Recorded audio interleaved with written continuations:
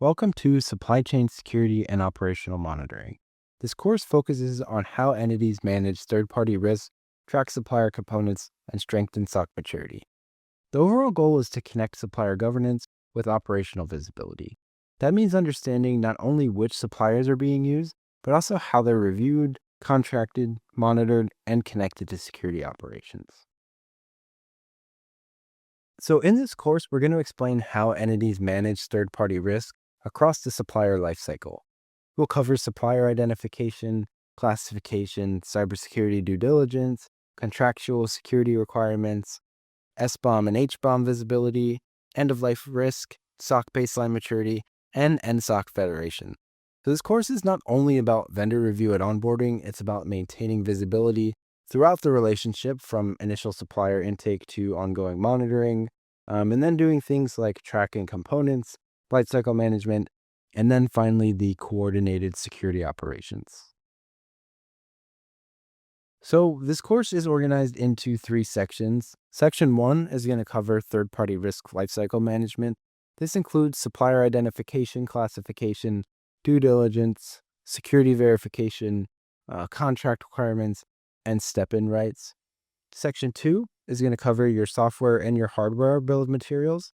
So it's going to explain how SBOM and HBOM help entities track software and hardware components, identify vulnerable dependencies, and then manage end-of-life risks for those third-party products and services. Finally, Section 3, that's going to cover our SOC maturity and national federation. This section really more focuses on moving SOC operations from bare bones to preferred maturity, integrating local SOC capabilities with the national SOC, and standardizing logging, monitoring, and tamper detection. So coming into this course, it does help to have a basic understanding of things like supplier risk, cybersecurity operations, vuln management, contracts, and just security monitoring. You don't need to be an expert in SBOM, HBOM, SOC maturity, or NSOC federation before starting it, because we're going to cover all of those in a more practical way in this course.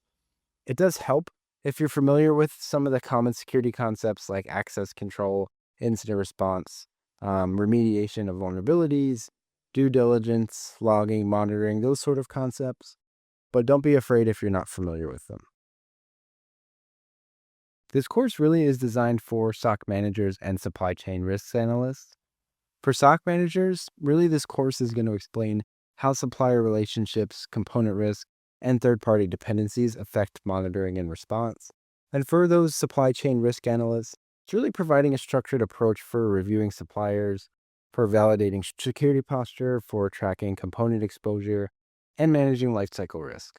The course also really supports teams involved in procurement or governance, vendor management, and security operations because supply chain security really depends on coordination across all of these different functions. As we begin this course, one thing to keep in mind is that supply chain security doesn't really end when a supplier is approved. Supply chain risk changes over time, access may expand, products may become unsupported, vulnerabilities may appear in software or hardware components, and monitoring requirements may change. So in this course, we're going to move from the supplier lifecycle management to SBOM and HBOM visibility, then finally into SOC maturity and national federation. The goal is to help you kind of manage third-party risk as an ongoing operational responsibility, not a one-time onboarding task.